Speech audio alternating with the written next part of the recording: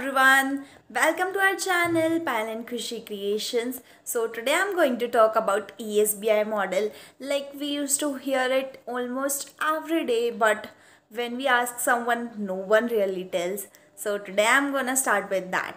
So letter E stands for employed people, S stands for self-employed people, B stands for business people, and I stands for investors. So let's elaborate all these words one by one. But remember, I'm not gonna tell that much. I'm gonna give you some little hint. As you all have heard the word employee. Here, the person does not need to apply his own skills, money, or we can say there's no risk. He just need to do the work allocated, or we should say given by the employer. अगर मैं हिंदी में बात करूँ तो जो person होता है उसको खुद का कुछ दिमाग नहीं लगाना पड़ता, उसको सिर्फ वो काम करना पड़ता है जो उसको उसका एम्प्लॉयर दे रहा है कि आप ये करो, आपके उसके लिए इतना पैसा मिल जाएगा. Talking about advantages and disadvantages. अब इसका एडवांटेज तो यही है, जैसे मैंने बताया, इसमें रिस्क नहीं है. रिस्क बहुत कम है क्योंकि हमें खुद का पैसा वगैरह नहीं लगाना पड़ रहा. बट इसका सबसे बड़ा एक डिसएडवांटेज है वो, जैसे कि हम एक दिन भी वहाँ नहीं जाएंगे तो हम उस दिन का पैसा अर्न नहीं कर पाएंगे. कोई फैमिली इशू, हेल्थ इशू आ गया तो देखो गया ना. Talking about self employed people are those who carry their own business but their businesses are at a very small level. जो लार्ज स्केल बिजनेस होते हैं उनको हम प्रॉपर बिजनेस में काउंट करेंगे. बट जैसे कोई छोटे मोटे मेडिकल शॉप्स या फिर छोटी मोटी शॉप्स है तो वो सब कौन होते हैं? सेल्फ एम्प्लॉयड पीपल होते हैं.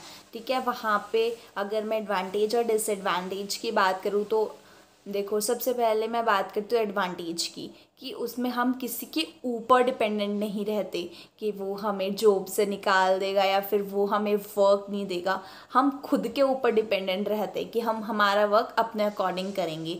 बट इसके कुछ डिसएडवांटेजेस और रिस्क हम बोल सकते हैं. इसमें क्या है, हम खुद का पैसा अप्लाई कर रहे हैं तो उसमें रिस्क है. ठीक है, proceeding next I would say there are business people. मतलब जिनका खुद का बिजनेस है, जो खुद का पैसा लगा के, बहुत लार्ज अमाउंट में पैसा लगा के वर्क कर रहे हैं, लेकिन उन पे पता रिस्क भी उतना ज़्यादा ही होता है कि कल को उनका बिजनेस फेल हो गया या फिर जो वो प्रोडक्ट और सर्विस प्रोवाइड कर रहे हैं वो आउट ऑफ फैशन हो गई. अगर हम फैशन का बात करें तो ठीक है, मतलब अब यूज़ नहीं होता, कुछ और सोर्स आ गया उसकी जगह, उसका कुछ सब्सटीट्यूट आ गया, तो ऐसे बिजनेस फेलियर्स का डर है. बट इसमें एडवांटेज है कि आप लार्ज स्केल पे बिजनेस कर रहे हो तो उतना ही ज़्यादा आपको प्रॉफिट भी मिलेगा. जैसे हम बात करते हैं मुकेश अंबानी सर की, वो अपना खुद का इतना बड़ा बिजनेस कर रहे हैं, तो इसके भी अपने एडवांटेजेस एंड डिसएडवांटेजेस. उसके बाद अगर मैं नेक्स्ट प्रोसीड आगे करूँ तो एक वर्ड मैंने बोला था इन्वेस्टर्स. तो इन्वेस्टर्स कौन होते हैं? जिनका खुद का पैसा होता है, मतलब उनके पास बहुत ज़्यादा प्रॉपर्टी है बट वो खुद का बिजनेस नहीं करना चाहते. वो क्या करते हैं, किसी और के बिजनेस में इन्वेस्ट करके अर्न करते हैं. तो वो बेसिकली क्या होता है, इन्वेस्टर्स होते हैं.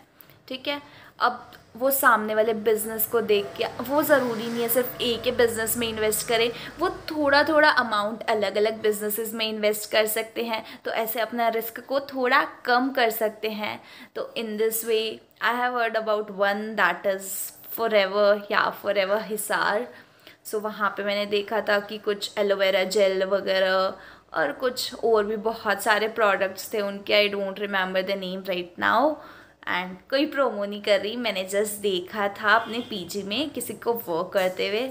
तो मुझे तो कुछ बिजनेसेस ऐसा होता है जैसे उसमें आप एक स्टार्टिंग में अमाउंट इन्वेस्ट करते हो, फिर आप किसी मार्केटिंग वगैरह में पार्टिसिपेट कर लेते हो. ठीक है, तो फिर उसके थ्रू आप आगे क्या कर सकते हो, अर्न कर सकते हो. उसमें क्या रहता है, बहुत फ्लेक्सिबल वर्किंग रहती है, तो वहाँ पे वो एक एडवांटेज रहता है आपके लिए. So in this way these were the 4 models which I talk about ESBI model. So that's all for today. I hope you have liked it. So like, comment, share and subscribe to the channel. Thank you so much. Bye bye.